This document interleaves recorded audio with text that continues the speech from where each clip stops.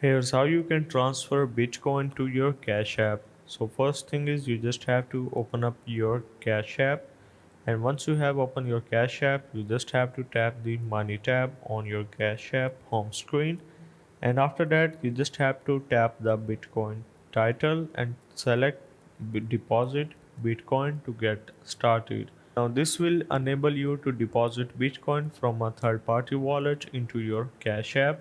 Remember, your wallet address is unique and changes after each successful deposit, so always check for the most recent address before making a transfer. To view your current Bitcoin address, tap Deposit Bitcoin and then copy your Bitcoin address.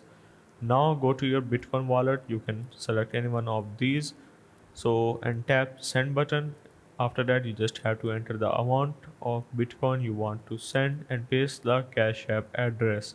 Confirm the transaction and wait for about 30 minutes. You can check your Cash App activity and balance to see the received Bitcoin. And that's it. This is how you can transfer Bitcoin to Cash App.